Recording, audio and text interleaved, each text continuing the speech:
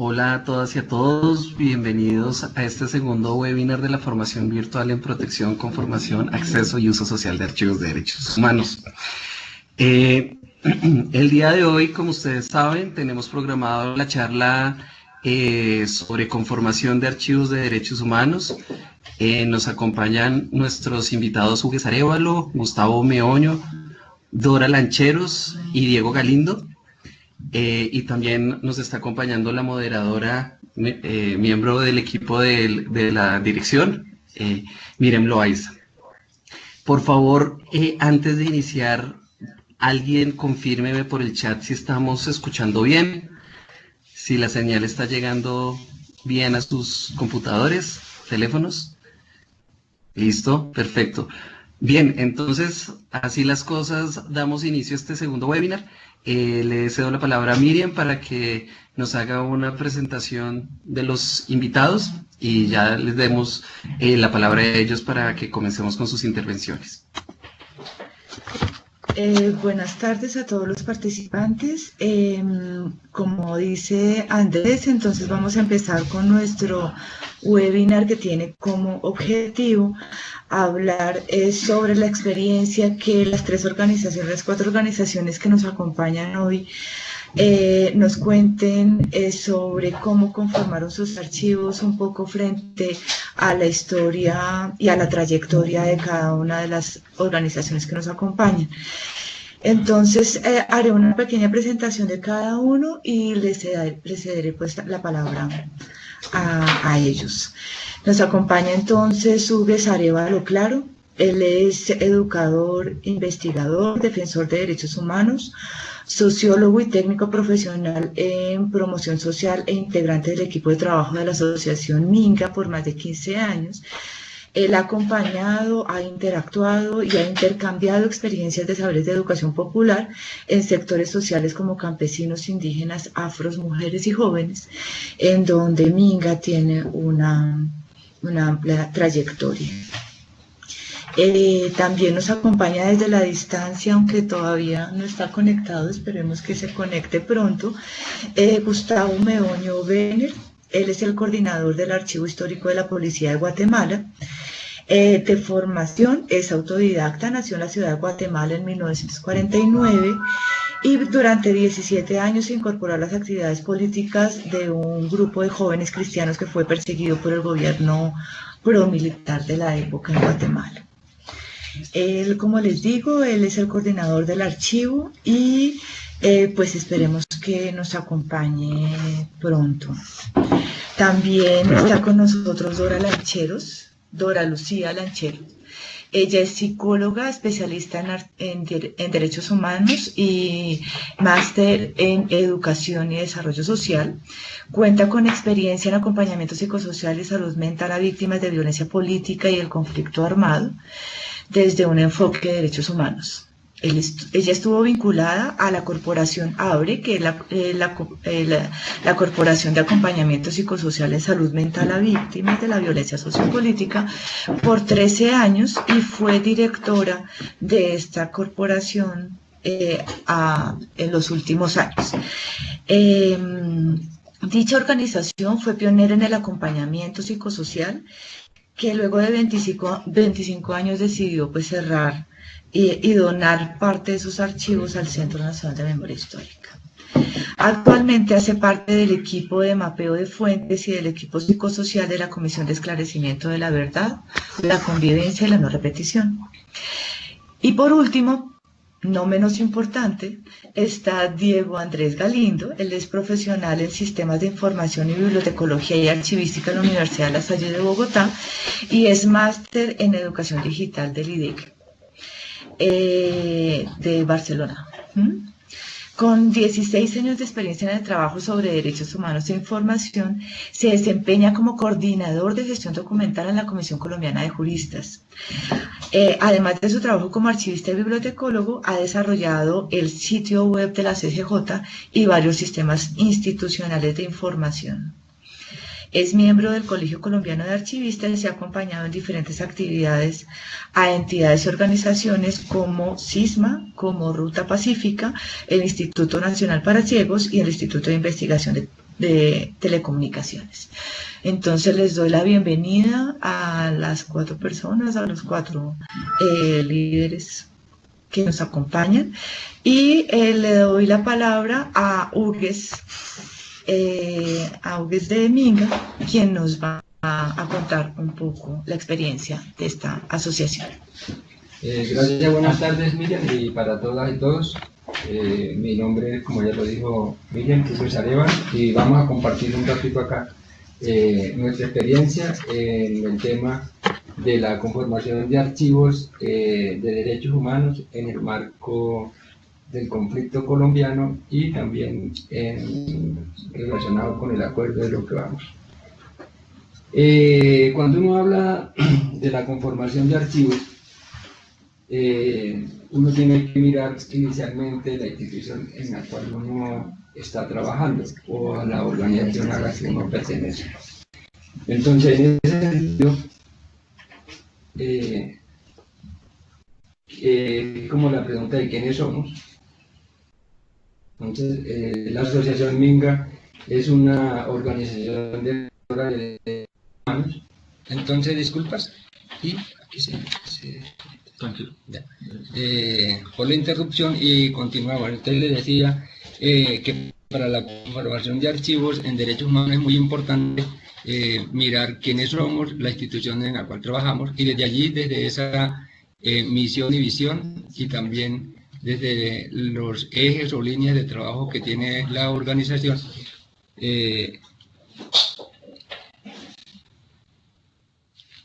iniciamos la conformación del archivo en derechos humanos. Pero antes de eso, sí, muy sencillamente uno tiene que mínimamente tener como el conocimiento de los principios mínimos y básicos para conformar un archivo, como diferenciar entre qué es un documento, qué es un archivo, y el valor que tienen estos documentos para la conformación de un archivo. En ese sentido, los documentos a nivel general y conceptualmente están muy abiertos a la exposición de nuestra vista. El conflicto colombiano, ejemplo, es un documento donde está abierto todos los días, y todos los días lo estamos leyendo y todos los días lo estamos analizando desde las diferentes coyunturas y contextos. No lo tenemos en el papel visualmente, pero sí es lo que el entorno nos muestra. Ese es un documento.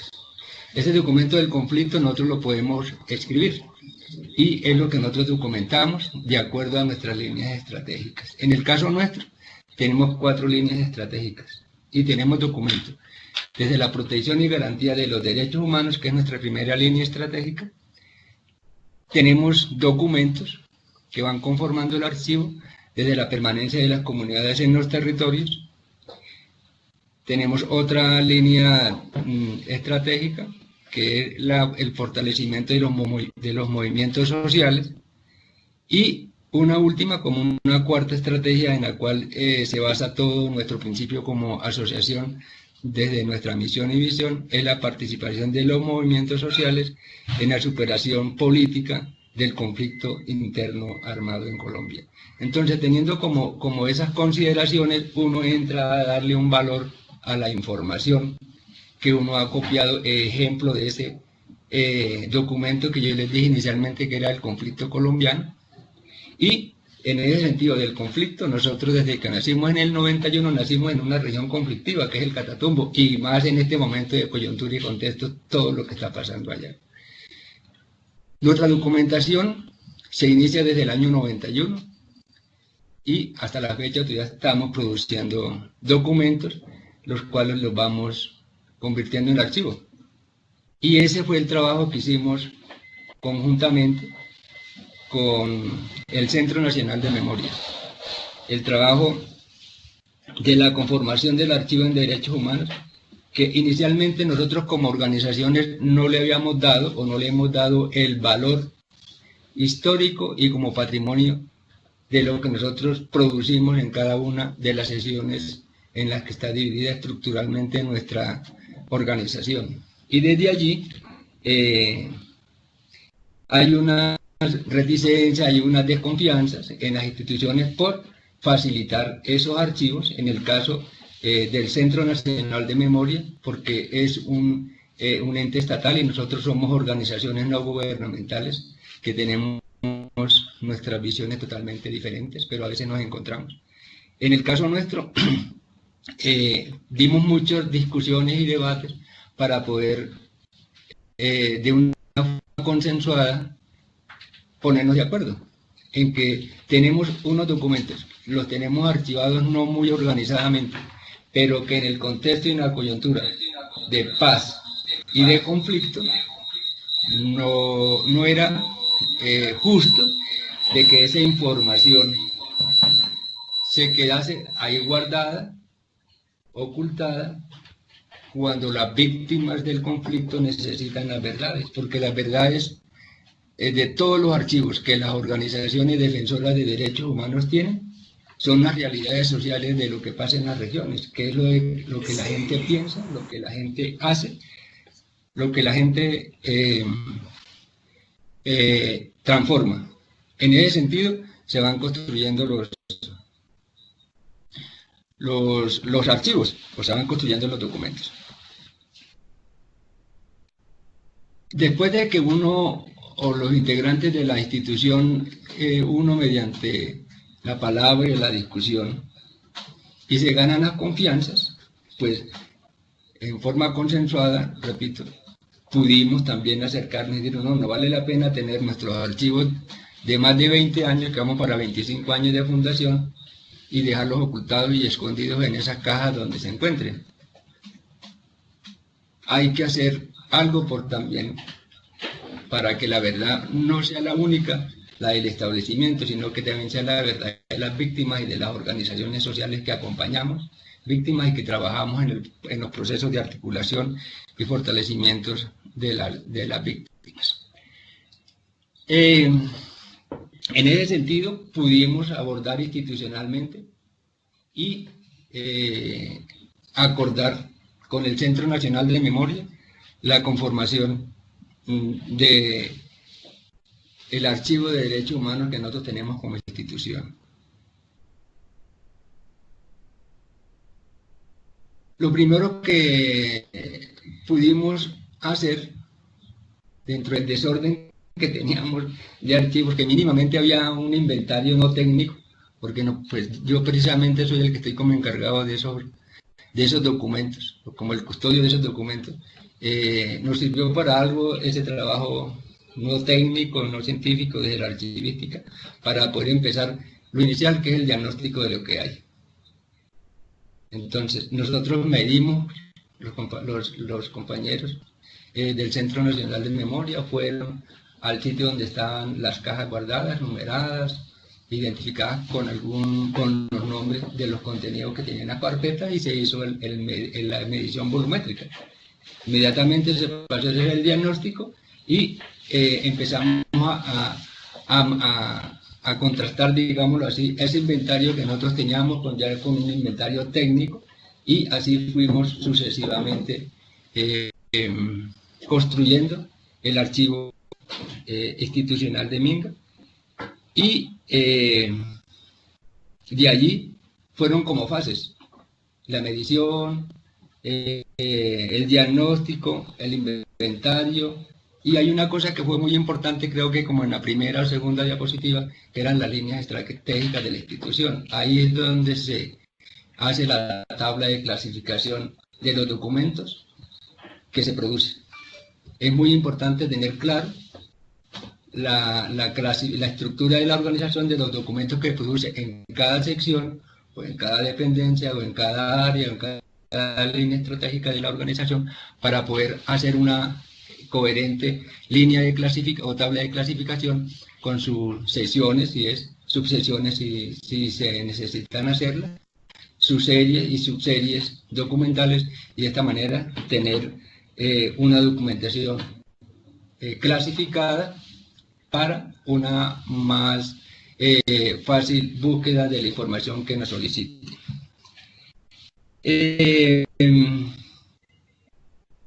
Y en este momento Minga, con el Centro Nacional de Memoria, ya tenemos un avance muy importante en una sesión que es nororiente,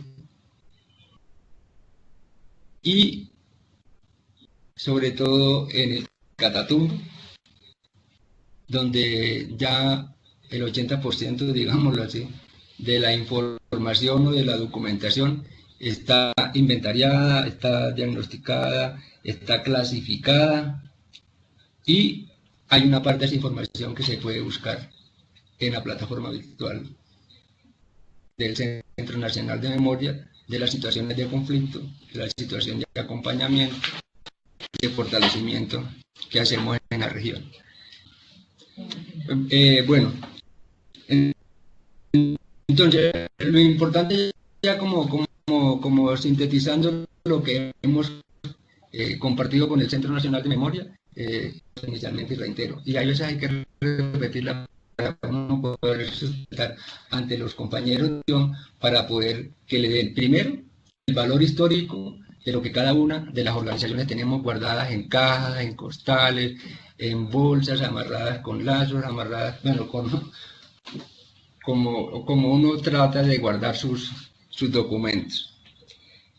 Es importante darle y hacerle demostrar a las personas que hacen parte de la institución que esa documentación tiene un valor histórico y es el patrimonio histórico que dentro de los años futuros muchas de las personas que van a vivir posiblemente de la terminación del conflicto pueden encontrar muchas cosas de la verdad, porque se le consideró que esos documentos que estaban guardados ahí tenían un valor histórico para poder desenlazar los grados de impunidad y la verdad escondida que ha mantenido el establecimiento. Lo otro de ese valor es la conservación y la preservación de esos documentos, específicamente ya con las herramientas que el Centro Nacional de Memoria ha ofrecido, y la estamos haciendo y la vamos a mantener. No sé si hay preguntas. La idea es que anotemos algunas preguntas que ya los participantes están haciendo, y cuando terminemos la intervención de cada uno de ustedes hacemos como una ronda de respuestas. Entonces, muchas gracias, Sules. Tenemos a Gustavo Meoño en el... sí, ya lo tenemos, listo. Gustavo, buenas tardes. ¿No nos escucha? ¿Gustavo? No, parece que no. Bueno, mientras se establece de nuevo la comunicación, entonces le cedo la palabra a Dora. Ya como les decía, es la presidenta de ABRE, la directora de ABRE. Entonces, cuéntanos, Dora.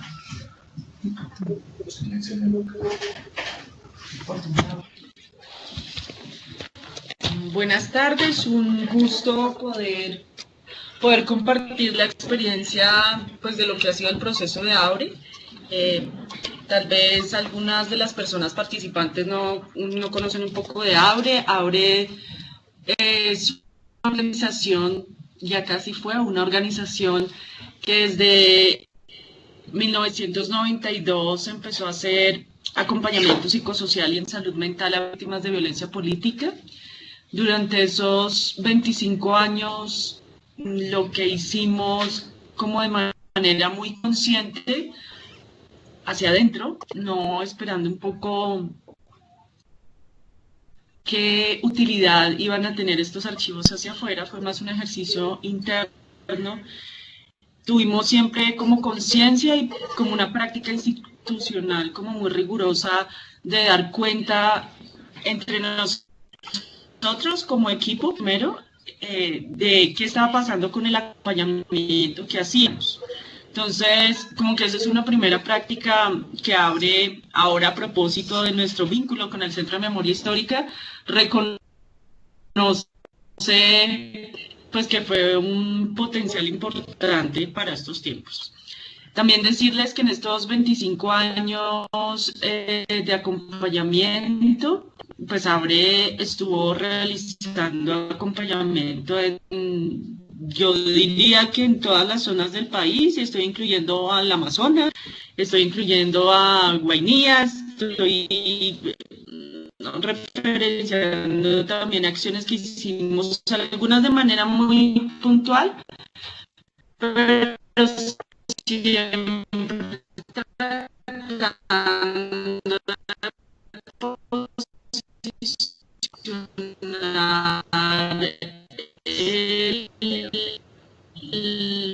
la importancia del acompañamiento psicosocial desde un enfoque de derechos humanos. Esto que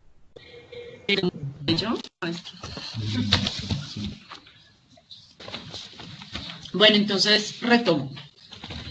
Les estaba contando que el acompañamiento psicosocial que hizo Abre durante estos 25 años, pues hacía que fuera como distintivo, porque siempre partía del reconocimiento del impacto que los hechos de violación de derechos humanos e infracciones al derecho internacional humanitario estaban teniendo en la población. Eso ubicado poder vincular el tema psicosocial en un contexto pues situado y la experiencia de las personas, de las familias, de las comunidades en una experiencia situada, particular.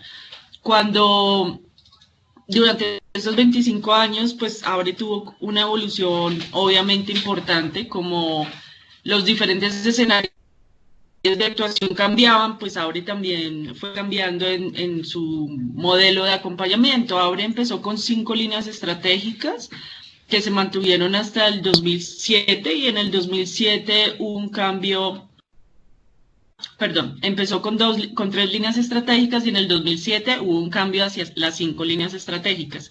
Las 5 líneas estratégicas que desarrollamos desde el 2007 fue la línea clínico-terapéutica, siempre desde un enfoque de derechos humanos, no centrado en el consultorio exclusivamente. La línea estratégica de construcción y socialización de saberes y conocimientos en atención psicosocial. La línea de incidencia y participación política, la línea de acciones psicojurídicas, la línea de fortalecimiento organizacional. Todo esto desde un enfoque de derechos humanos y todo esto partiendo de las necesidades que íbamos identificando durante el acompañamiento. Nosotros, en esa historia y en ese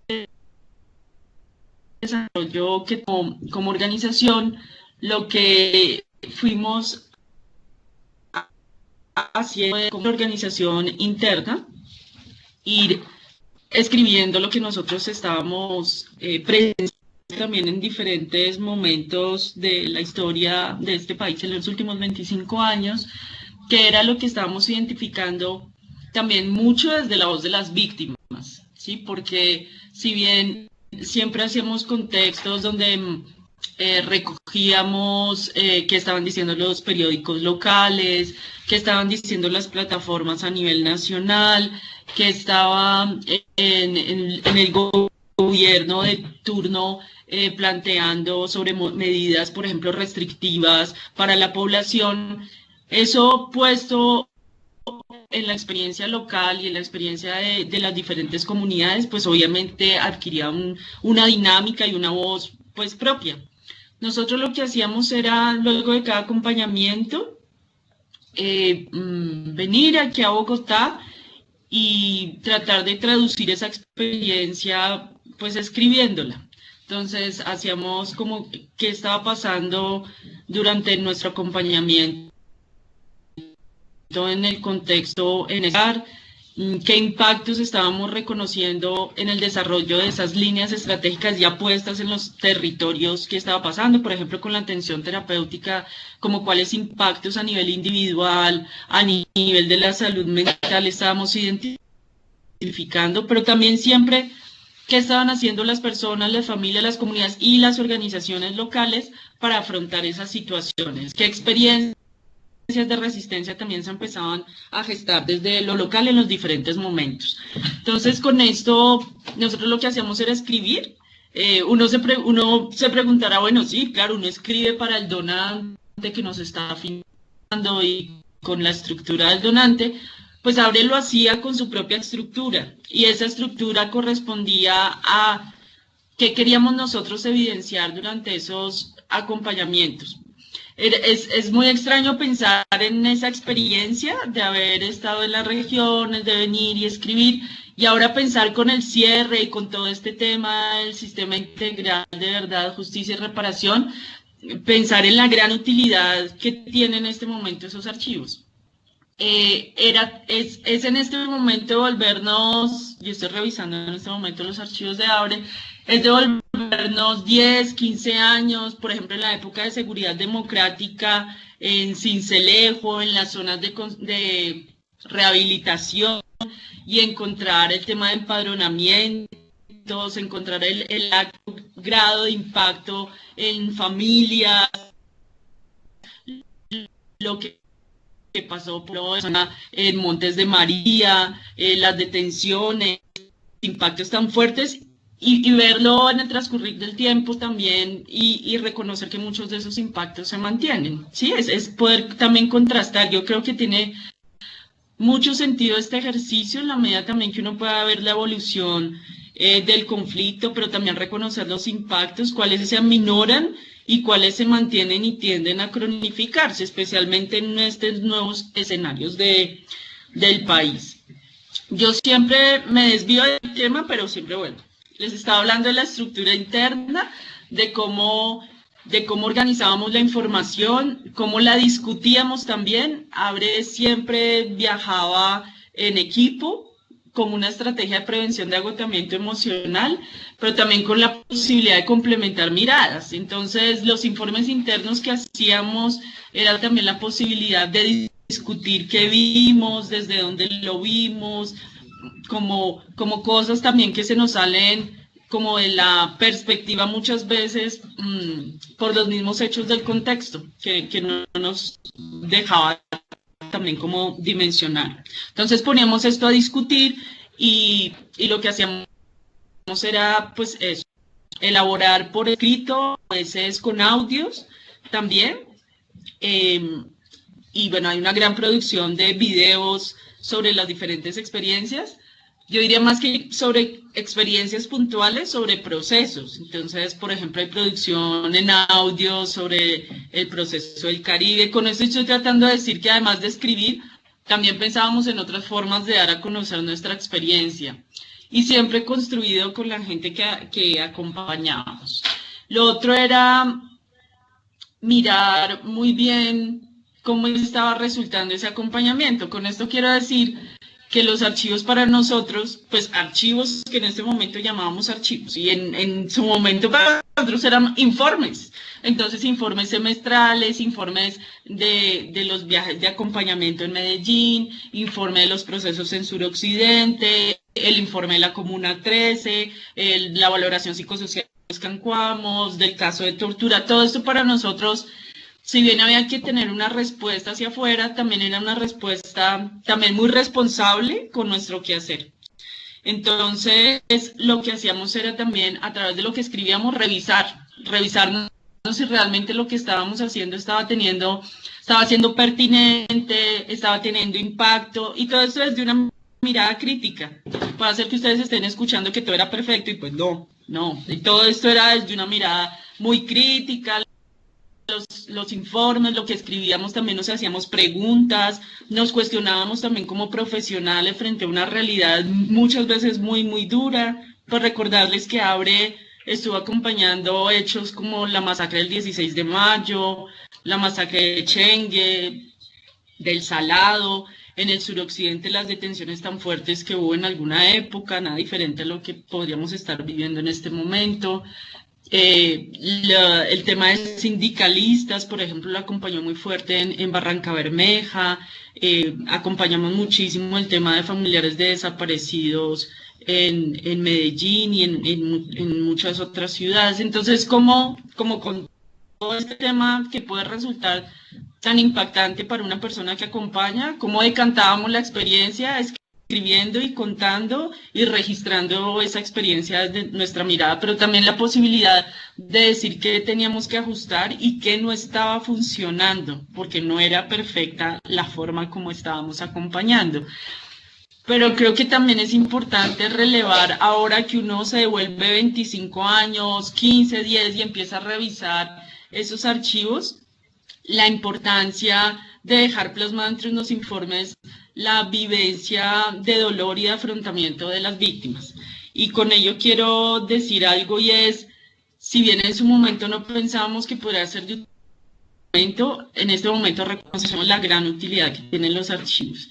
Como bien lo dice el material del Centro de Memoria Histórica, que ustedes están leyendo muy rigurosamente, la mayoría de organizaciones sociales no tenemos la práctica de consignar, de escribir o de narrar o de guardar de diferentes maneras lo que estamos presenciando. En este momento, por ejemplo, desde la experiencia de la Comisión para el Esclarecimiento de la Verdad, constatamos que hay grandísimas experiencias en la oralidad, por ejemplo, en términos de impacto, pero si uno quiere acudir un poco al texto escrito que pueda decirnos realmente qué pasó en tal época, por qué se estaban viviendo estas situaciones, qué explicación le estaban dando las víctimas a esa situación y muy especialmente qué estaba haciendo la gente para afrontarlo, pues porque sí que hay que relevar un poco la capacidad humana que hemos tenido para afrontar esto, sin desconocer el gran impacto que ha causado. A veces es muy difícil ubicarlo o no existe.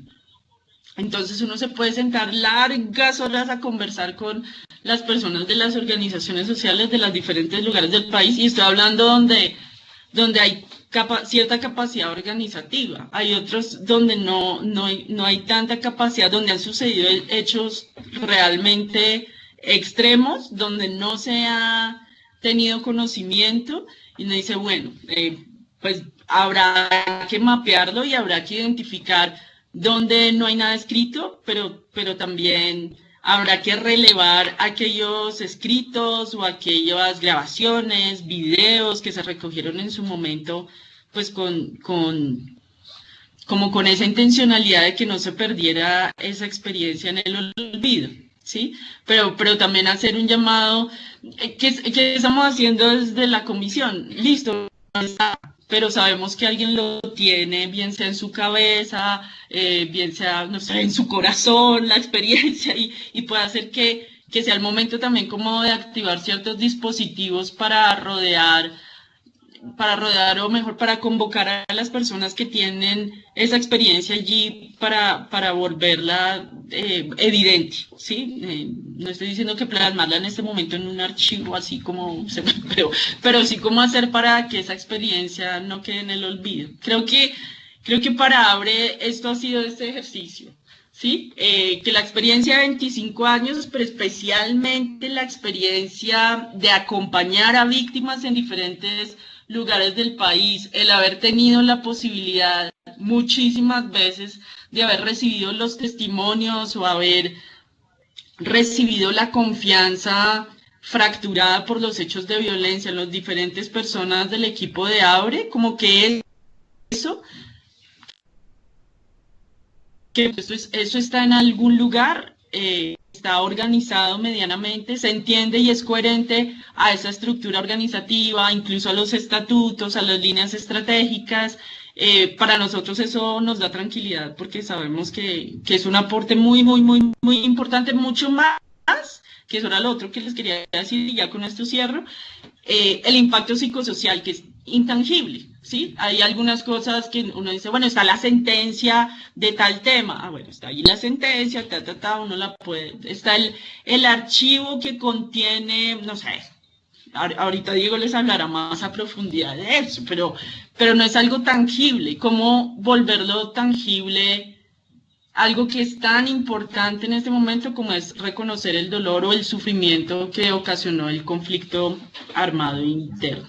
También decirles, yo se los digo porque, bueno, porque es así la realidad, y con esto sí realmente cierro, y es, ABRE entregó parte de sus archivos al Centro de Memoria, otros no, por ejemplo, las historias clínicas, las historias clínicas están manejadas en otro nivel, pues porque hay una ley, un decreto que cobija, que es reciente y cobija este tipo de historias cuando son en el marco de violaciones de derechos humanos, como que tiene otro, lo cobija otras garantías. Entonces, las tienen que conservar durante un periodo de tiempo amplio. Si las personas que solicitaron el apoyo necesitan tener acceso a esa información, pues nosotros la tenemos que tener disponible. Eso es una información que no compartimos.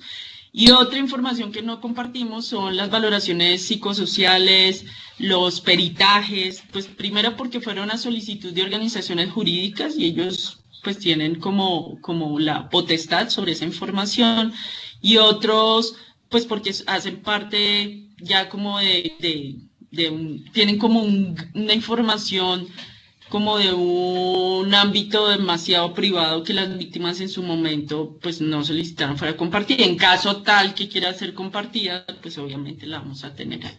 Eso era lo que quería decir.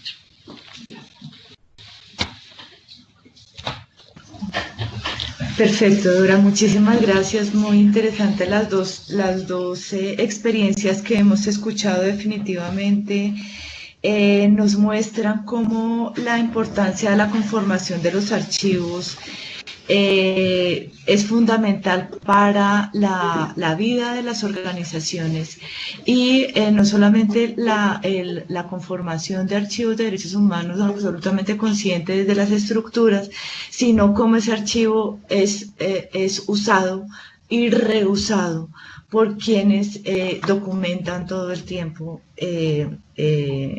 hechos violentos y su trabajo con víctimas.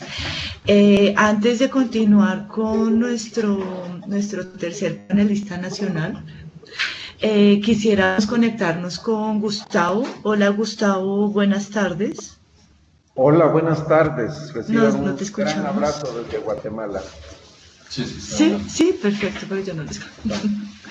Es que vamos a escuchar. Retorna. Bueno, activa tu micrófono. Espera que no te escucho. Hola, de nuevo, Gustavo. Hola, buenas tardes. Yo sí escucho con mucha claridad. Muy bien, muy bien. Bueno, te cuento que estamos aquí con tres representantes de tres organizaciones muy importantes en Colombia, que son la Asociación Minga, que nos acompaña Hugues Arevalo, la Corporación Abre, que nos acompaña Dora Lancheros, y la CCJ, que nos acompaña Diego Galindo. Como ves, la idea es que nos cuentes un poco desde el archivo histórico de la policía, un poco como la experiencia que has tenido frente a la conformación del archivo y pues esta gran trayectoria que tiene el archivo, tanto para el país pues como para nosotros en Latinoamérica. No, con mucho gusto, y realmente para nosotros es verdaderamente un honor poder compartir con ustedes y poner nuestra experiencia al servicio de todos estos esfuerzos que se están realizando en Colombia en estos momentos decisivos de su historia. El Archivo Histórico de la Policía Nacional de Guatemala pues tiene características diferentes a los archivos que normalmente denominamos archivos de derechos humanos, integrados principalmente por documentos, por testimonios, por aportes que provienen de las víctimas y de las comunidades.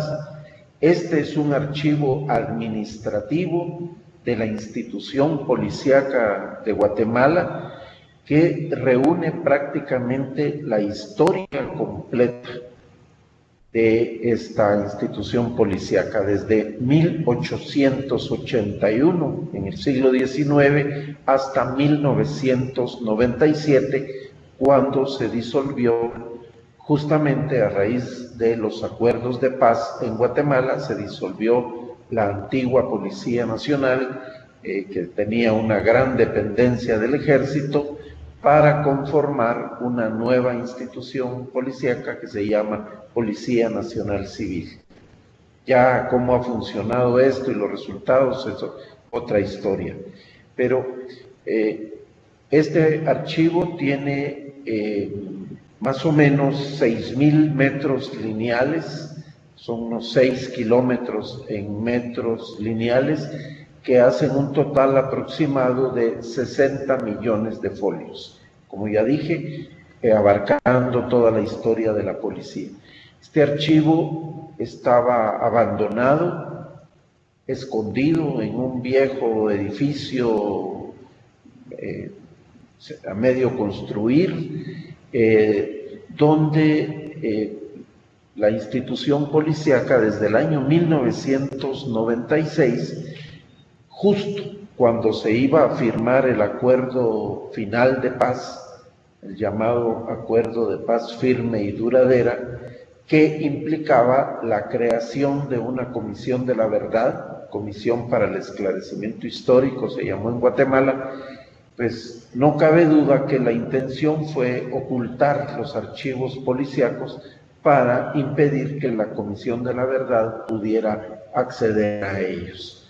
Sin embargo, afortunadamente no fueron destruidos, se mantuvieron en pésimas condiciones de conservación, con graves riesgos de destrucción, hasta que en el año 2005 se localizaron de manera casual. Fue un hallazgo fortuito por parte de la institución del Procurador de los Derechos Humanos, la oficina del Ombudsman en Guatemala, y a partir de ese hallazgo, pues ya llevamos casi 13 años de trabajo.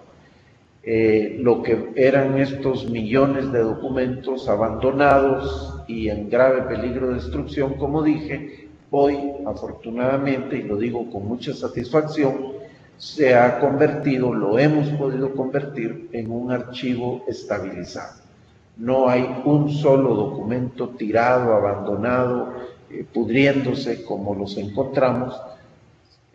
Todos los documentos tienen por lo menos un proceso básico de identificación, de limpieza, de conservación. Sin embargo, hemos podido procesar archivísticamente solo la tercera parte hasta ahorita. Lo podemos contabilizar a partir de los documentos digitalizados y tenemos ya más de 22 millones de imágenes de documentos que han pasado por todos los procesos archivísticos, han sido digitalizados y están accesibles para la consulta pública. Yo aquí quiero, también por la limitación del tiempo, precisar los diferentes componentes de nuestra experiencia.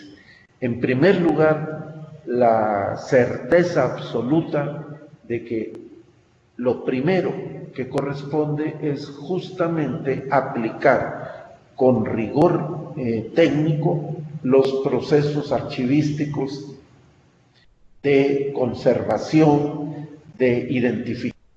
Sí, decía pues que para nosotros en nuestra experiencia lo primero es la aplicación de los procesos archivísticos con el mayor rigor técnico posible, desde los procesos de conservación, de identificación y certeza de la procedencia, del principio de procedencia aplicado para entender de qué parte de la estructura policíaca, exactamente de qué estructura en particular provienen estos documentos, la devolución del orden original, conservarlo, preservarlo o devolverlo, pero es fundamental en nuestra experiencia el valor que el orden original tiene para futuros procesos de investigación.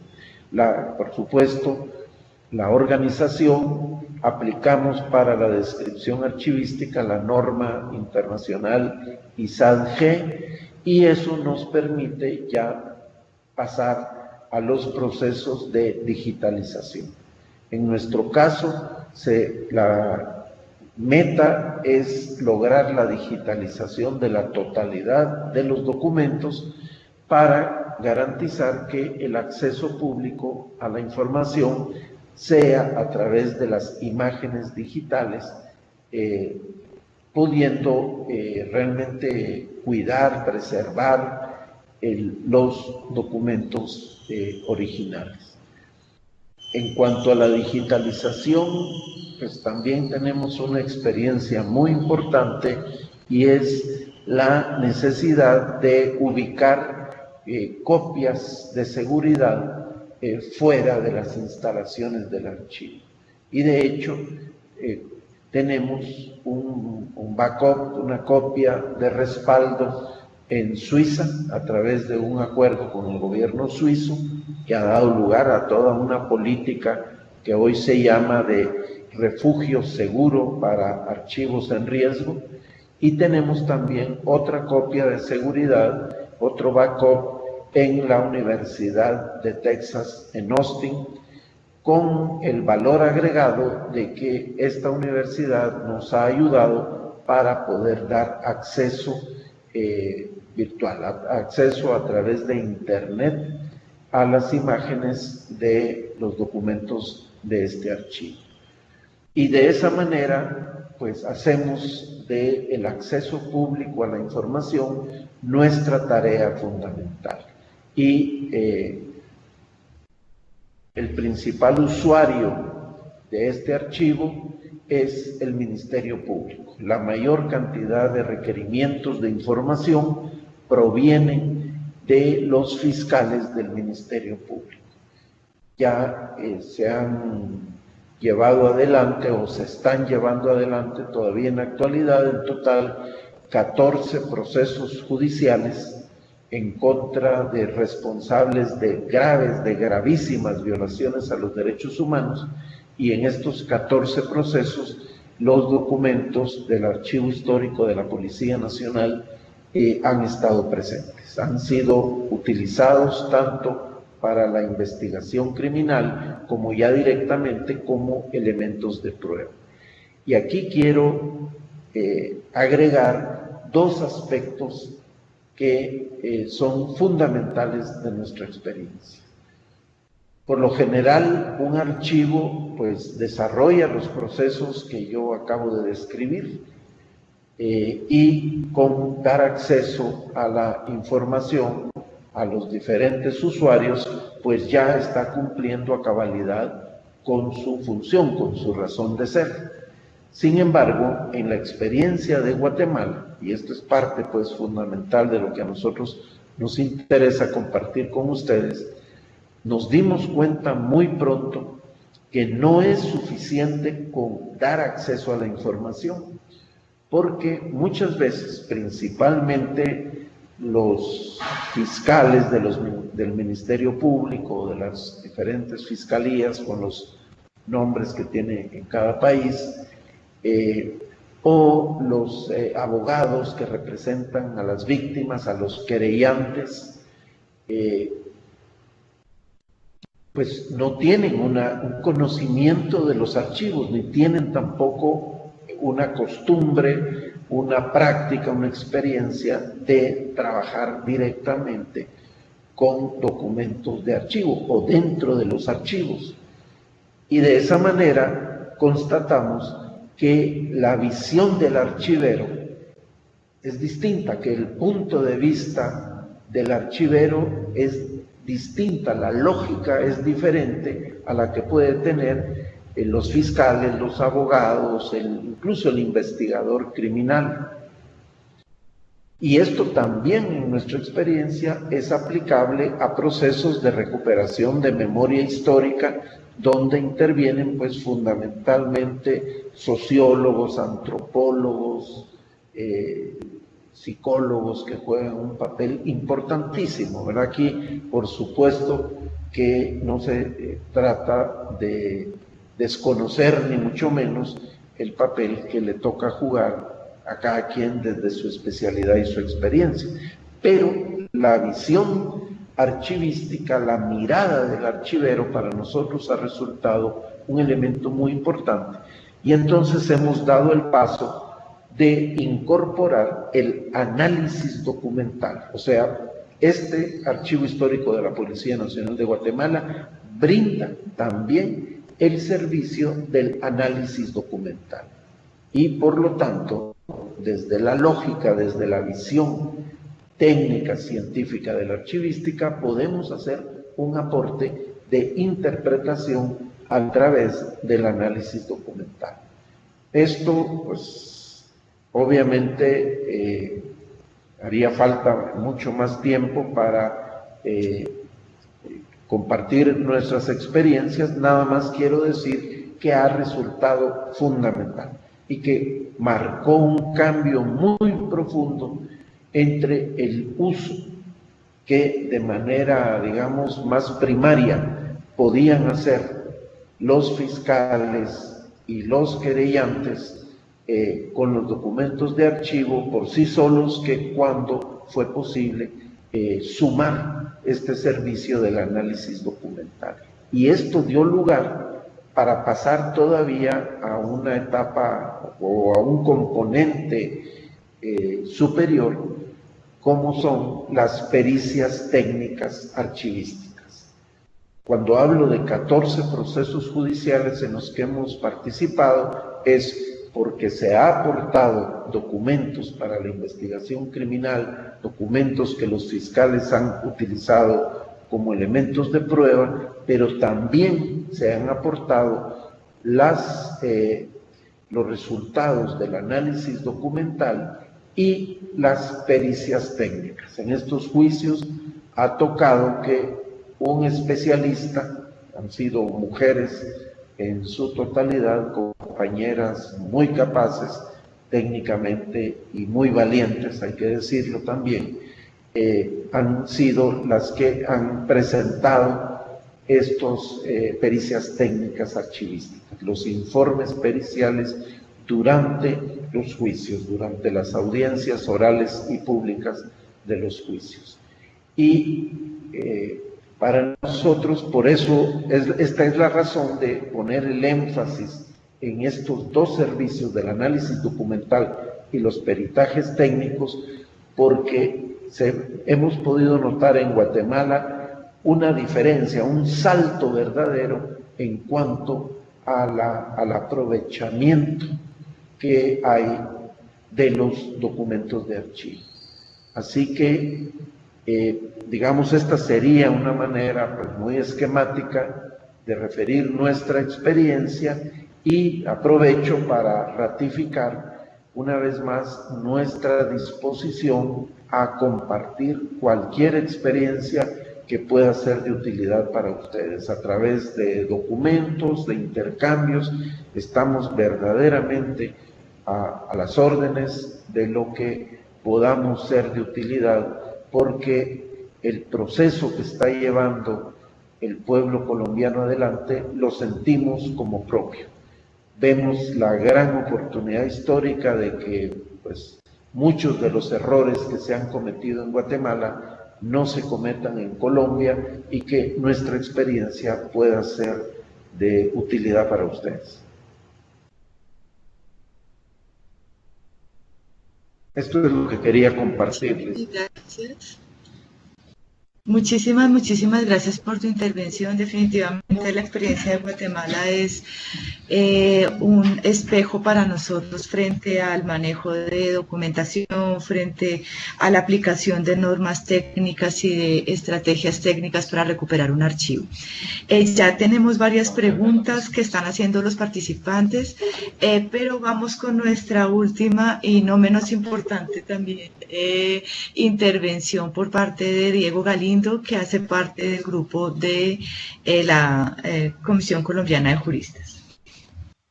Bueno, nuevamente buenas tardes, soy Diego Galindo y les voy a hablar un poquito sobre la conformación del archivo de la CCJ. La Comisión Colombiana de Juristas es una organización que trabaja en la defensa y promoción de los derechos humanos y del derecho internacional humanitario. ¿Cómo hemos ido nosotros conformando nuestro archivo? Primero nos basamos en el concepto de archivo total. Y es algo muy sencillo, es tomar los documentos de todos los momentos en todos los formatos o soportes que lleguen a nosotros o que podamos producir. Entonces tenemos documentos producidos hace 30 años, que es el tiempo de vida de la CCJ, hasta documentos producidos el día de hoy. Y están desde el papel, el soporte más tradicional, pasando por discos compactos, memorias USB, discos duros extraíbles, documentos y correos electrónicos en soporte digital que están en la nube. Para contarles como de una forma sencilla cómo hemos ido organizando nuestro archivo, primero es necesario decir que nuestros archivos, los archivos de nuestras organizaciones, son el reflejo de la vida de nuestra entidad. El árbol representa nuestro archivo. Entonces, las raíces son los propósitos o la misión de cada una de nuestras organizaciones.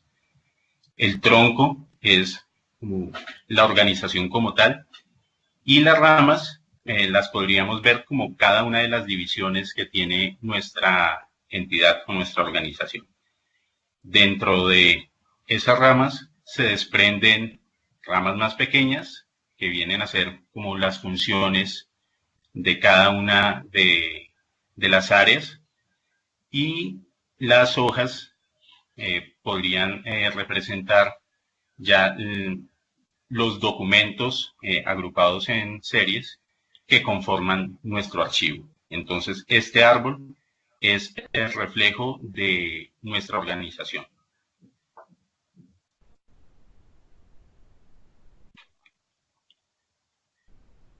Nuestro archivo tiene muchos documentos de diferentes tipos. Pues tenemos testimonios, actuaciones judiciales, tiene denuncias, podría tener historias clínicas, conceptos jurídicos, actas, intervenciones ante Naciones Unidas y otra serie de documentos, muchos tipos, que conforman los más de 350 metros lineales que tenemos en cuanto al archivo misionario.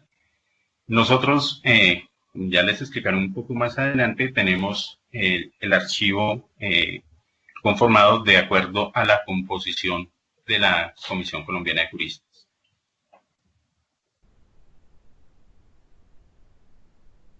Esa composición se basa en la estructura organizacional y las funciones. Entonces tenemos dos grandes grupos. Uno que es el equipo administrativo y el otro el equipo operativo. En el equipo administrativo, que vendrían a ser las ramas de nuestro árbol, una de las ramas de nuestro árbol, encontramos la gerencia, encontramos la oficina de planeación y gestión de proyectos, contabilidad, nómina, tesorería, sistemas, y también está adscrita ahí el área de gestión documental. Por otro lado, tenemos el equipo operativo, que está compuesto por tres grandes grupos, que son el área de investigación, el área de incidencia, que está compuesto por incidencia nacional e internacional, y por el área de litigio, que está compuesto por litigio nacional, litigio internacional y litigio estratégico en restitución de tierras. De esta estructura y de sus funciones, tomamos elementos para ir organizando nuestro archivo. Cada una de las áreas tiene funciones muy bien definidas y de acuerdo con esta estructura vamos haciendo nuestra organización. No estoy diciendo que nuestro archivo esté perfectamente organizado, nos falta todavía muchísimo. De hecho, acabamos de empezar con un procedimiento técnico, pero nuestros documentos han sido almacenados de acuerdo con las funciones de las áreas y afortunadamente no hemos tenido pérdidas de información ni en cuanto a lo físico ni a lo digital.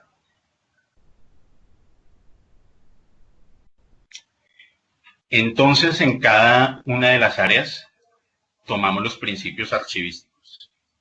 Son dos principios muy sencillos. Uno, el de procedencia, que nos indica que no debemos mezclar los fondos documentales y que está compuesta por la documentación producida y recibida. En una gráfica que les mostraré a continuación les explicaré con más detalle este principio.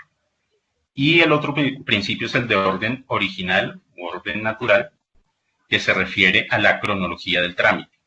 Cada uno de los expedientes que se van armando tiene una cronología que depende del orden en que se vayan generando o se vayan recibiendo los documentos.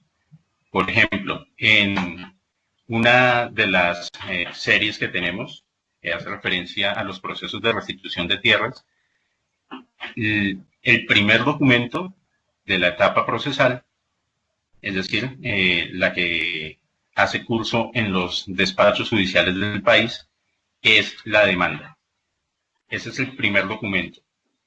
De ahí en adelante, todos los que se vayan produciendo en el marco de cada una de las actuaciones. Esto nos permite la conformación de expedientes organizados. En esta gráfica podemos ver un error que es muy común en las organizaciones, que es el trámite se divide dependiendo de algunos elementos que no se deberían tomar así. Por ejemplo, si hacemos una solicitud a través de una carta o un oficio, debería ir en el mismo expediente junto con la respuesta que recibimos. Entonces, el original del recibido va al expediente, así como la copia de la respuesta. Sin embargo, es muy común que separemos esos documentos en correspondencia recibida y correspondencia enviada. Ese error lo que provoca es que el expediente no esté bien conformado y que no podamos hacer la recuperación de información en el momento en que lo necesitemos.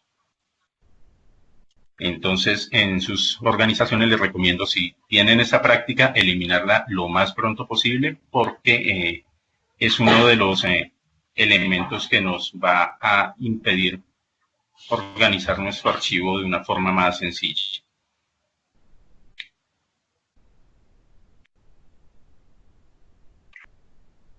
Uno de los momentos que vamos a tener en nuestra organización de archivo va a ser la identificación de las series documentales. Como les decía hace un momento, debemos tener en cuenta la función y el trámite de cada una de las áreas que componen nuestra organización. Un ejemplo, era el que les estaba mencionando hace un momento, es el del proceso de restitución de tierras. Empezamos con la demanda, luego el despacho genera un acta de reparto y un auto admisorio. Luego la parte que ha presentado la demanda tiene que hacer unas notificaciones. Una vez se han hecho estas notificaciones, el juzgado genera un auto de apertura de pruebas y así se van generando diferentes documentos hasta llegar a la sentencia. Incluso después de que la sentencia o el fallo han sido expedidos, se pueden seguir generando documentos por un tiempo aproximado de 2 años. Así, con cada una de las funciones que tiene las áreas de la Comisión Colombiana de Juristas. Por otro lado, hacemos uso de tecnología, desde lo más sencillo hasta elementos más complejos. Por ejemplo, tenemos equipos de escaneo que nos permiten la digitalización de nuestros documentos. En nuestras áreas, las 3 áreas misionales usan este tipo de tecnología y en la que está más arraigada la práctica es en la de litigio estratégico en restitución de tierras, en las que los 15.000 documentos que están almacenados en el sistema de información están en formato digital. Nosotros tenemos también archivo físico, pero tenemos, podría decir que el 100% de los documentos de nuestros procesos de restitución en un sistema.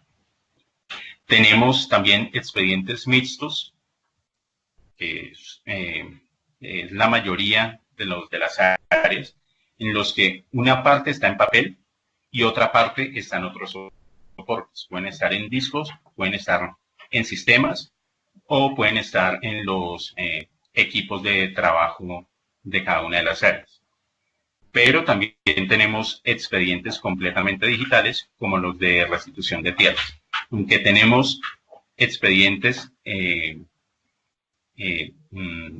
físicos de estos procesos, como les decía, están ya digitalizados. Adicionalmente, tenemos varios sistemas de registro de información.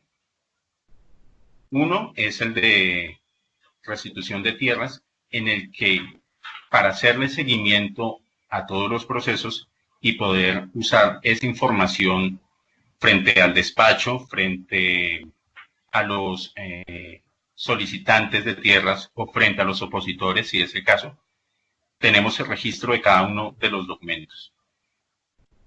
¿Cómo se alimenta este sistema?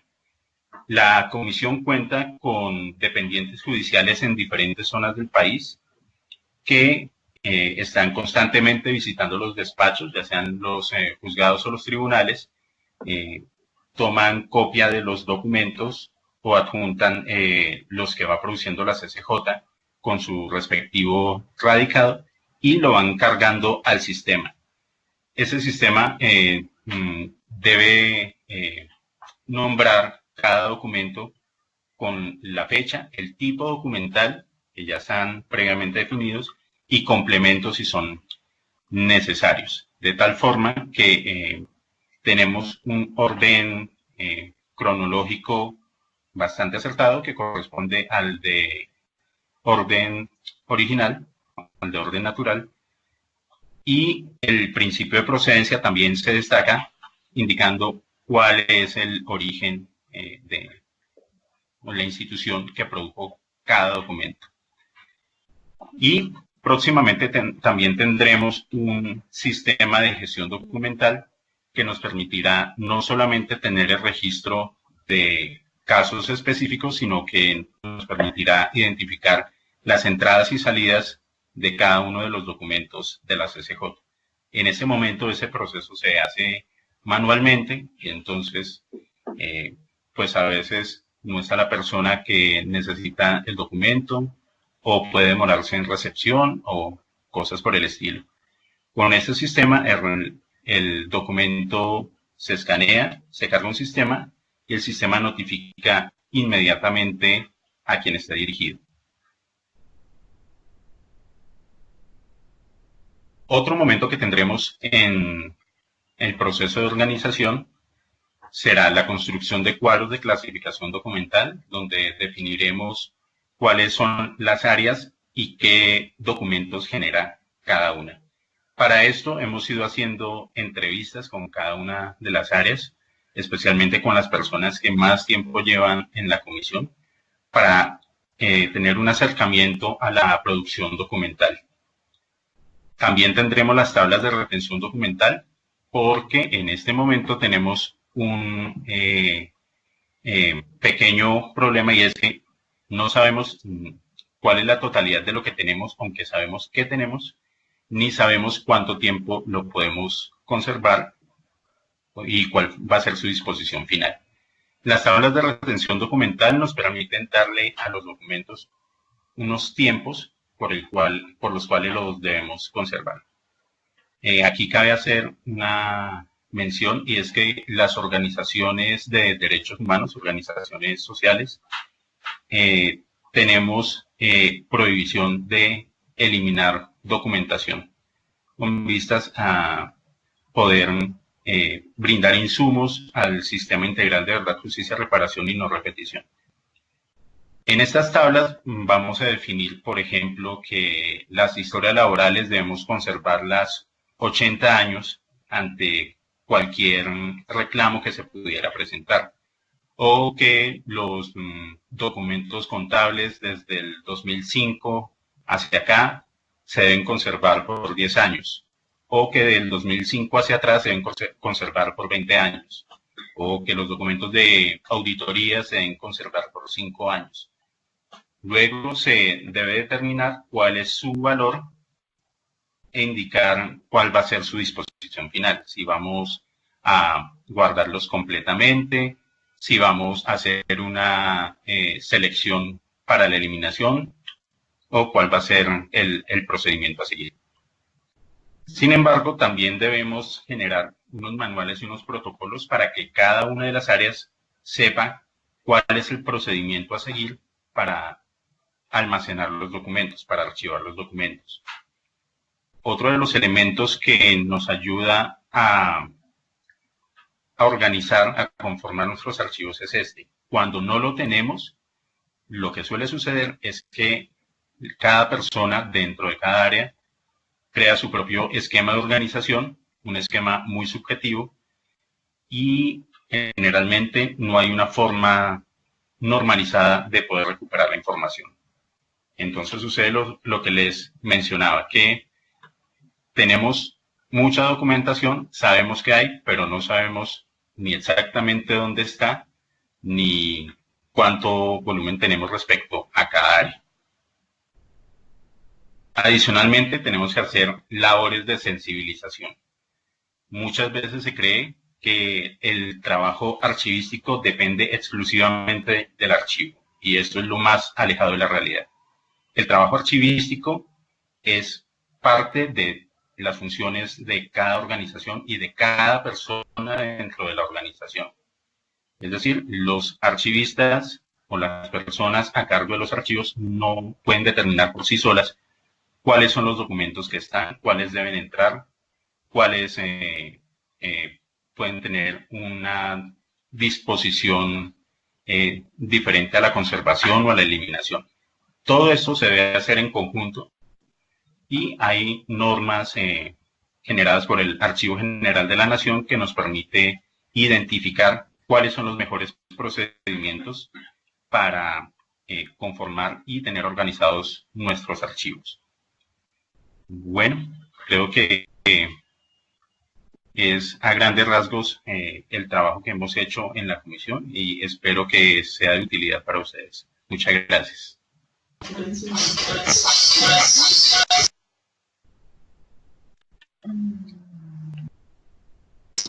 Bueno, muchas gracias, Diego. Muchas gracias, Diego. Muy interesante la experiencia de CCJ para todos estos ejercicios que estamos emprendiendo con los participantes frente a cómo conformar los archivos de cada organización y sobre todo el uso y el impacto interno y externo que tienen los documentos generados en la historia de cada organización para su propio quehacer. Llegó el momento de responder preguntas. Quiero recordarles a los participantes que nuestros acompañantes tienen acceso a la plataforma y que pueden responder preguntas puntuales que se nos ocurran durante todo el proceso. Pero yo traté de compilar algunas preguntas que los compañeros participantes hicieron, siempre como con el ánimo de resolver cuestiones generales que puedan ser pues como contestadas desde este espacio. Quisiera saber si Gustavo está todavía conectado. Bueno, entonces ¿Comenzamos con Gustavo? Sí, podemos comenzar con Gustavo. Y también quisiera extenderle esta pregunta a alguno de los panelistas que nos acompañan aquí en la mesa. y tiene que ver con esta importancia de la transferencia tecnológica, es decir, esta importancia de digitalizar la documentación y hacerla parte de un sistema digamos que pueda estar al servicio de la organización. Quisiera que habláramos un poco de este tema de la digitalización de la documentación, sobre todo tratándose de archivos de derechos humanos. Y lo uno con una pregunta de un participante y tiene que ver con si en algún momento el archivo físico que ya puede estar digitalizado se pierde por algún proceso, alguna acción bélica o algún siniestro. Esta imagen digitalizada del documento ¿tiene validez? ¿Sigue teniendo validez? ¿O cuáles serían como estos requisitos que se tienen que tener en cuenta para la digitalización de documentos de archivos de derechos humanos? Entonces, no sé, Gustavo, si quieres empezar y me cuentan quién de ustedes quiere participar en la pregunta. Gustavo. Sí, muchas gracias. Pues este es realmente para nosotros un aspecto fundamental de nuestra experiencia. Podemos afirmar que cuando llegamos al momento de la digitalización de los documentos, estamos alcanzando un logro irreversible, porque estamos todo el tiempo sujetos a amenazas, a riesgos de todo tipo, y las imágenes de los documentos ya digitalizadas, puestas a salvo, como dije, en nuestro caso, pues lo tenemos en nuestros servidores centrales, pero también lo tenemos en la ciudad de Berna, en Suiza, lo tenemos en la ciudad de Austin, en Texas, Estados Unidos. Eso es una garantía de que pase lo que pase, con los documentos originales, las imágenes están a salvo. Pero al mismo tiempo, y es un elemento que me ha parecido muy interesante de las otras intervenciones, la sensibilización que hacemos respecto del valor de los documentos originales, el valor patrimonial de los documentos originales, que hay que cuidarlos, que hay que valorarlos, que hay que custodiarlos. Así que definitivamente esa parte del proceso, con todos los esfuerzos que implica, para nosotros es fundamental. Y de una vez pues hago mención a nuestra experiencia en cuanto al uso de las copias digitales de los documentos. En los 14 juicios, que puede parecer poco, pero con los niveles de impunidad que hemos vivido en Guatemala por décadas, los juicios que se han logrado en los últimos 10 años, pues superan con creces cualquier logro en los 60 años anteriores. Por lo tanto, para nosotros, pues aún con las limitaciones, vemos avances importantes. Y decía que en los 14 juicios en los que el archivo ha tenido participación, presencia, han sido válidas las copias de los documentos. Si se decide imprimir estas copias digitales, pues ya eso es optativo, pero en todo caso no se ha requerido en ninguna de las experiencias, en ninguno de los procesos, se ha requerido de la presentación de los documentos originales. Y cada vez más creemos que la validez del documento digital, de la copia digital de los documentos, se va afianzando. Esa es nuestra experiencia. Perfecto, Gustavo. Muchas gracias. ¿Quién de...? ¿Diego?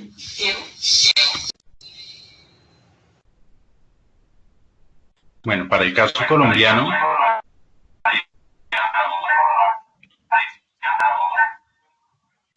la digitalización se hace con varios fines. Dependiendo de cuál es el fin, los requerimientos técnicos son diferentes.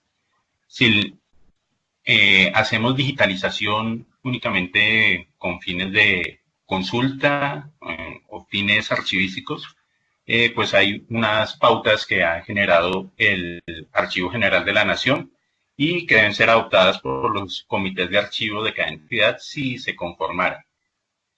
Sin embargo, con fines probatorios, normalmente lo que se hace es una digitalización certificada que requiere un protocolo diferente de digitalización, que tiene unos estándares que han sido ya adoptados por organismos estatales y que requiere de firma digital o de firma electrónica. Esto para hacer una verificación de tipo matemático que permita identificar que el documento es original y que tiene validez. Bien, yo quisiera anotar simplemente para que nuestros participantes lo tengan en cuenta que las experiencias nacionales e internacionales nos muestran que la digitalización no se hace en un archivo desorganizado. Es decir, uno de los requisitos básicos para digitalizar un archivo es que esté organizado y que corresponda a todas las, digamos, como todos los requisitos que puede tener desde lo técnico un archivo y que además conserve su orden original y su procedencia. Este es simplemente como una anotación técnica. Bueno, tenemos otras preguntas relacionadas un poco con cómo conformar los archivos desde estas organizaciones o estas asociaciones de varias organizaciones pequeñas. Como una asociación, como una corporación, teniendo en cuenta que atiende o que apoya otras organizaciones, piensa su archivo, cómo conforma su archivo. Y yo creo que Dora nos puede contar como su experiencia frente a Hugues, cómo es esa atención, esa conexión que tiene la corporación y la asociación con estas organizaciones pequeñas y cómo lo pensaron desde el archivo.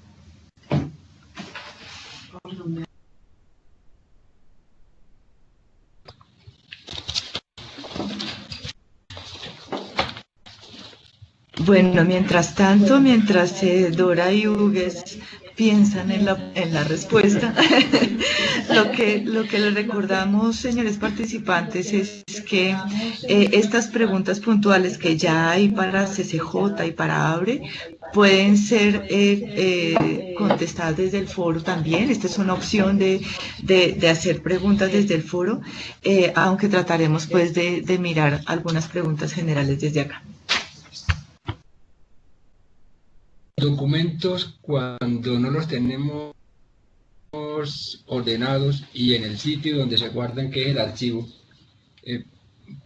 pueden ser, o los consideramos como papeles, o como disquetes, o DVDs, o CDs, que nos hacen estorbo en los sitios de trabajo. Ese es como lo inicial cuando uno en una organización como las nuestras nos llenamos de papeles en las oficinas. Los escritorios son montañas de documentos, de una cosa, de CDs, de todos los materiales magnéticos, y desde allí como que ese patrimonio histórico de un alto valor para la institución, como para el contexto en el que vive una población, son importantes. Y desde allí es cuando se acierta a darles ese valor de patrimonio histórico para la organización y también de patrimonio para la verdad en un caso de un país que esté en conflicto. En el caso nuestro y en los casos de la mayoría de los países de Centroamérica América que han estado atravesados en Latinoamérica por los conflictos. Creo que de allí, de donde parte la conformación de los archivos, dándoles el valor que estos documentos tienen, y desde esa razón es cuando la organización entra a considerarlo como un patrimonio y todo el proceso de su organización. Lógicamente, nosotros no hemos tenido las herramientas técnicas y científicas para hacerlas. En el caso colombiano, afortunadamente hemos contado con el Centro Nacional de Memoria, que nos ha ayudado y nos está ayudando en ese sentido, en este contexto y coyuntura de dejación de armas de una guerrilla que por 50 años estuvo inmersa en la sociedad colombiana en un conflicto, lo que nos falta de conflicto interno armado con el ELN y otros conflictos que no tienen la connotación de insurgencia, de contraposición política armada. En ese sentido, es importante evitar lo que inicialmente dijimos, como la fase para conformar un archivo con las herramientas técnicas que nos puede dar el Centro Nacional de Memoria. Además también de esto, dentro de la institución, deben de haber, o hay personas que les gusta el tema de archivos, que les gusta guardar esos registros documentales como parte del recuerdo de lo que la institución ha hecho y hace cotidianamente. Cuando en la institución hay personas que les gusta conservar, que les gusta tener esos registros históricos, desde allí también se ordenan los archivos, porque es que la persona que le gusta eso, ese tema de tener los registros para recordar, porque es que muchas veces nosotros vemos el conflicto y el conflicto no es como lo vemos, sino como lo recordamos. Y muchos hechos individuales los recordamos de diferentes formas. Entonces creo que la partida para la conformación de archivos en derechos humanos es darle ese valor a esos documentos que tenemos sueltos en muchos escritorios y ordenarlos y llevarlos a su centro de reposo, que son el archivo central de cada organización. Sí, yo lo que tendría que decir, a mí la pregunta me provoca mucho es acordarme cómo lo hacíamos nosotros en terreno, sin esta intencionalidad de que se iba a convertir en el archivo, y yo creo que ni siquiera teníamos conciencia del patrimonio, que hasta ahora es que tenemos un poquito como la dimensión, pero me acuerdo mucho que siempre que estábamos acompañando en las regiones, tomábamos mucha nota, con todos los pormenores de seguridad, pero por ejemplo recogíamos mucho testimonios o frases concretas de lo que la gente estaba expresando.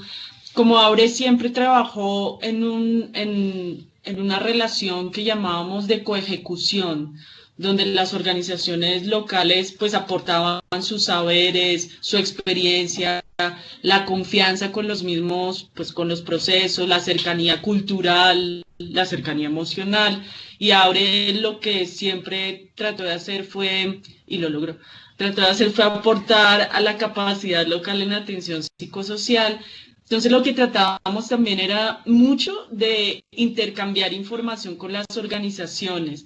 Y ahora, pues luego de este tiempo y ahora cuando empezamos un poco a revisar los archivos y demás, yo les decía a los compañeros del Centro de Memoria Histórica que nosotros éramos como un poquito como obsesivos también, porque por ejemplo, nosotros, cada profesional en su computador o quien realizaba el acompañamiento, registraba como en su propia reflexión lo que había visto. Eso era como un primer nivel y eso nunca se borró. Entonces hacíamos, y tiene que ver mucho con el tema de seguridad informática, entonces nunca borrábamos archivos, ¿sí? Y el profesional que dejaba de estar vinculado a Abre, siempre dejaba sus archivos. Entonces, hay un muy buen ejercicio de memoria institucional desde el detalle, un poco a veces pequeño, de situaciones que se presentaban en las relaciones con las coejecutoras, a veces las diferencias que teníamos, cómo cómo transábamos también esas diferencias, con quién intentamos trabajar una y otra vez, como que hay lo que llamarían esa trazabilidad de cómo se fueron dando las relaciones, de qué forma se transformaron, todo eso quedó asignado, claro. Y la pregunta por organizaciones pequeñas, uno dice, wow, pues lo que era que había información muy valiosa en escritos a mano, y creo que eso tiene un valor. Les cuento aquí una infidencia solo a ustedes, y es que habían colegas que cuando decidían cerrar su ciclo en Abre, dejaban, por ejemplo, sus apuntes. Y ahora que estamos, pues ya organizamos y ya tenemos como bien con lo que quedamos y ya lo que se destruyó, encontramos apuntes supremamente valiosos de ellos. Y son apuntes que yo me atrevería a decir que en este momento tienen un valor que uno no encuentra en el informe, que a veces pasaba por muchas manos, hacía muchas preguntas, muchas reflexiones, y finalmente el informe final, porque eso era lo otro. Teníamos muchas versiones de los informes porque cada quien ponía allí su reflexión, su discusión, lo que vio de manera distinta. Entonces, creo que aquí el gran reto es como no destruir nada. No pueda pensar que, ay, eso no sirve. Ay, ¿qué tal? Esta fotico, por ejemplo, no me está diciendo mucho, la foto puede decir muchísimo, los ejercicios de cartografía que en su momento uno recogía de manera un poco rudimentaria, entonces después vino la foto desde el celular y que uno encuentra también en el archivo fotográfico, que no lo mencionamos, pero hay un gran archivo fotográfico, entonces uno empieza a hacer tremenda reconstrucción de dónde fue esto, incluso de personas que ya no están porque el conflicto, fueron víctimas también del conflicto. Entonces poder hacer también todo el recorrido, por ejemplo, a través de la galería, pues, de memoria mucho más fotográfica de la organización. Creo que eso también nos permite recoger muchísimo. Y quiero decir otra cosa más, es cómo potenciar la experiencia que han tenido personas que ya no están en las organizaciones, y esto creo que puede aplicar muy bien para las organizaciones pequeñas,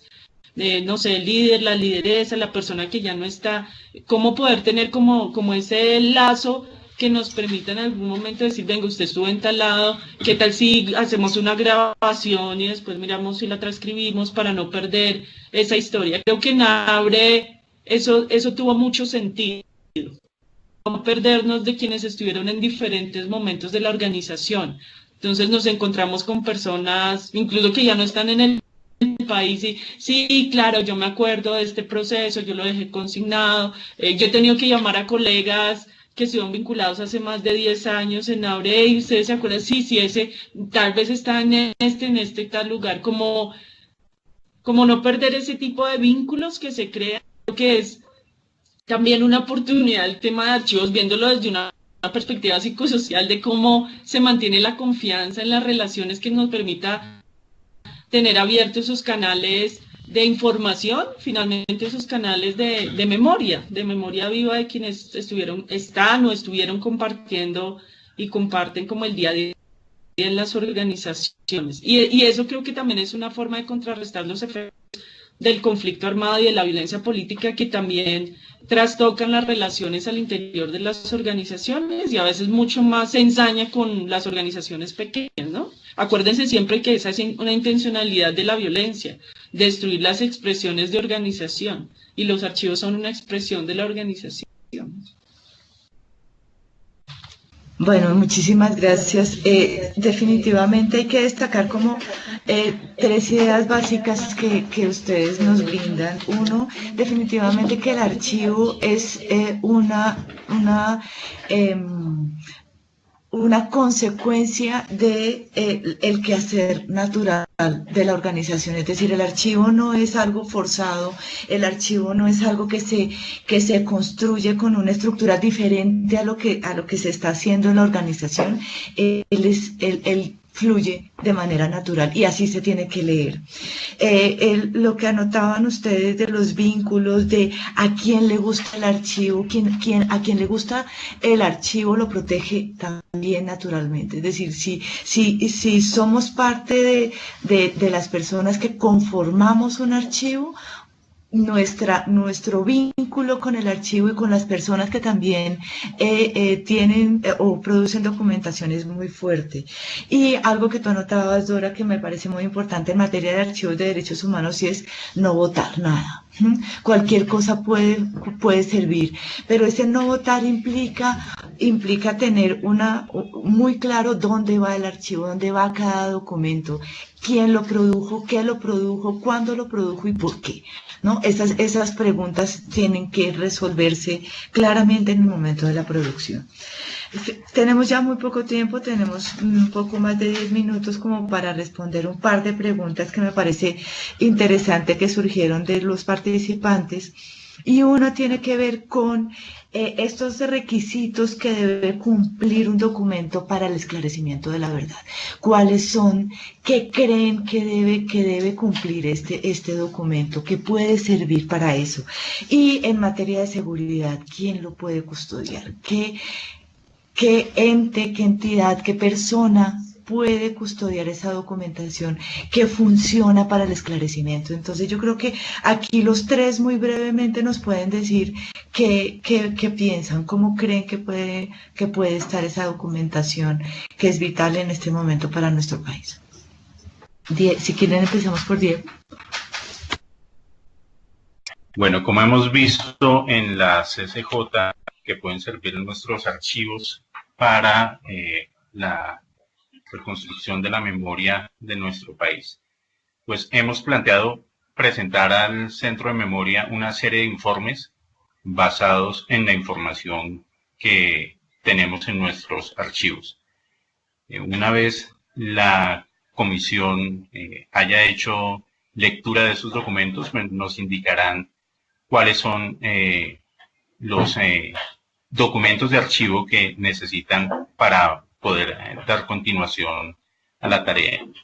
Me adelanto de pronto un poquito a Dora, y es hacer una observación respecto al trabajo de la Comisión de la Verdad. No va a ser posible identificar la verdad de cada una de las víctimas del conflicto. El trabajo que se va a hacer será como agrupado, no individualizado, y de allí que lo que presentemos no sean expedientes de cada uno de los casos que llevamos o que hemos llevado en el pasado, sino que presentemos una serie de informes. Listo, Diego. ¿Dora o Luis? ¿Dora? Sí, esa es la línea de lo que dice Diego. Creo que puede ser útil para responder la pregunta como el ejercicio que ahorita estamos haciendo en la comisión. Bueno, varios ejercicios, pero uno que tiene que ver con el mapeo de fuentes. O sea, qué es lo que hay en este momento en términos de archivos, de bases de datos, de sentencias, de macrosentencias, de actos de reconocimiento, como qué es lo que se ha hecho hasta ahora, como hacer un barrido de manera muy general. ¿Eso para qué nos va a servir? Les voy a colocar a través de un ejemplo. Entonces existe un documento de 1905 que describe la tortura en el Caquetá. Entonces nosotros revisamos ese documento, identificamos, por ejemplo, en términos de impacto, qué nos está diciendo ese documento, y una vez los comisionados definan las macroregiones donde va a actuar la comisión después de noviembre, donde se terminan los 6 meses de alistamiento, donde se tengan las hipótesis de trabajo, donde se identifiquen. Bueno, ustedes saben que la tortura es uno de los hechos que le interesa de manera particular a la comisión, porque es uno de los hechos que muy poco se ha hablado, que muy poco se ha documentado, pero se sabe que existió y que existe. Entonces, si por ejemplo ustedes tienen información al respecto, lo que se puede hacer, especialmente como dice Diego, teniendo en cuenta que sea un patrón, que haya correspondido a un patrón, a la sistematicidad de la violación de derechos humanos. Eso nos remite a casos colectivos. Casos colectivos, especialmente donde no se haya dicho mucho sobre el caso, ¿cierto? Acuérdense que la Comisión para el Esclarecimiento de la Verdad lo que quiere un poco es poner en evidencia aquello que no se ha hablado, aquello de lo que no se ha dicho mucho, de lo que no se ha documentado, de lo cual no se han establecido patrones de sistematicidad, ¿sí? Entonces, en este momento, porque acuérdense también que uno de los puntos del decreto es tener una metodología. Estos 6 meses son para concretar la metodología de la comisión. Una vez tengamos esa metodología, ustedes conocerán con mayor certeza cuáles son como esos parámetros y esas pautas en términos de información que se puede facilitar, o yo ampliaría un poquito más, es más cómo podemos y de qué manera contar en las regiones con el trabajo que ustedes han realizado. Ya hemos hecho varios acercamientos, algunos en Medellín, en Arauca, se harán en Barranca, Magdalena Medio, en la costa pacífica. Todo eso se está haciendo en este momento, tratando de identificar, por ejemplo, si el programa de desarrollo y paz del Magdalena Medio ha trabajado en X estos casos, entonces de qué manera podemos, pueden ustedes colaborar con la comisión y también cómo podemos ampliar, ustedes cómo pueden ser puente con la comisión. Pues sabemos que aquí el tema de confianza es fundamental. Entonces, pues obviamente vamos a partir del trabajo que tienen las organizaciones en los diferentes territorios. Eso es también como un imperativo. Gracias, Dora. Hugues, ¿nos quieres compartir? Sí. Los archivos documentales son importantes como fuente de prueba. Es frente cuando se sucede un hecho. Cuando se sucede un hecho, el hecho es presentado como en 2 esferas diferentes, en su mayoría. Inicialmente, cuando en un país en conflicto como el nuestro, la primera fuente de información es el violador del derecho. En este caso es la policía o el ejército. Esa es la primera información de la fuente, la primera fuente que informa. Seguidamente esa fuente es complementada por otras autoridades judiciales que corroboran lo que ese militar inicialmente dijo. Eran guerrilleros o otro tipo de personas de acuerdo a sus intereses en la guerra. Cuando estos hechos son de conocimiento público por los medios masivos de comunicación, los familiares dicen, pero caramba, ¿cómo así? Si es que mi hijo, o mi esposo, o mi hermano no es un guerrillero.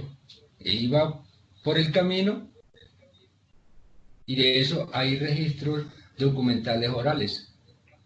Y hay registros de las pruebas, los registros de las alertas o de las alertas tempranas o de las denuncias públicas que se hacen inicialmente y también de las denuncias ante los organismos de competencia judicial. Y allí es cuando se entra un archivo documental a hacer reto con la verdad del establecimiento y la verdad del familiar de la víctima. Entonces mira que, ejemplo, en el caso de Santo Domingo, Arauca, la masacre de Santo Domingo fue hecha como si hubiese sido la FARC. Pues sí, la FARC es un actor en conflicto, pero las pruebas que se encontraron ahí de los pedazos de las bombas clúster y de los testimonios de los familiares, de los heridos, de los muertos, ese registro documental empieza a ser consignado y llevarlo a los organismos judiciales de litigio para que realmente ese archivo documental recogido sirviese de prueba. Y por eso creo el Estado le ha tenido o tuvo que aceptar su responsabilidad en la masacre de Santo Domingo, y así se hizo, fue contrarrestar una verdad, una información del hecho por un establecimiento, y después al tiempo como los familiares empezaron a reconstruir ese archivo oral, ese archivo que se hizo inicialmente en la denuncia pública a través de un papel, y se pudo llegar a lo que es hoy el caso de la masacre de Santo Domingo, que todavía está pidiendo perdón el Estado, pero no está totalmente resuelto, que es lo de justicia, ¿verdad? Bueno, muchísimas gracias. Creo que no alcanzamos a hacer la última pregunta. Lo que quisiera entonces un poco es como sintetizar lo logrado en este panel, que definitivamente fue muy interesante gracias a la participación de nuestros colaboradores en el curso. Básicamente, como para redondear los temas, es que definitivamente tener en cuenta el orden original y la procedencia para leer el archivo es fundamental. Anotábamos hace un poco, y nuestros panelistas también lo anotaban, como una lectura natural de la organización funciona para hacer una lectura natural del archivo. Y este es como el principio madre de todo nuestro quehacer.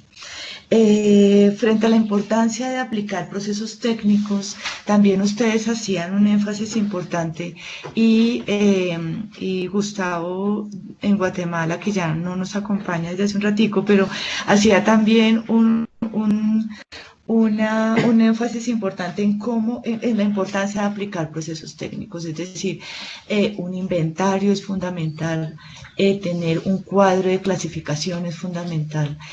Esto nos permite no solamente arreglar o organizar nuestro archivo que está acumulado en algún cuarto olvidado por la organización, sino que también nos permite proyectar una gestión documental futura bien hecha, ¿cierto? Bien hecha y bien digamos, pensada desde no solamente una normalización, sino pensada en cómo documentar casos, cómo los casos de derechos humanos merecen un proceso de gestión documental claro en cada organización. Esto, claro, pasa por procesos de inventario, por procesos de clasificación, por procesos de implementación, de procesos de digitalización, pero todo pensado en que estamos documentando casos de derechos humanos. Y así podemos hablar de cómo un acervo documental, un patrimonio documental que hace parte de la organización, incide directamente desde lo interno, en la propia organización, pero también en este momento tan difícil de Colombia, en procesos de justicia, de verdad, de reparación y no repetición. Muchísimas gracias les doy a los panelistas por compartir su experiencia, por ayudarnos, para apoyarnos en este proceso de formación que para nosotros es muy importante. Y bueno, nos veremos en los foros, y las otras preguntas que no alcanzamos a resolver, pues les encargo, por favor, visiten los foros y hagan las anotaciones que ustedes consideren, y pues estuvo muy interesante. Muchísimas gracias.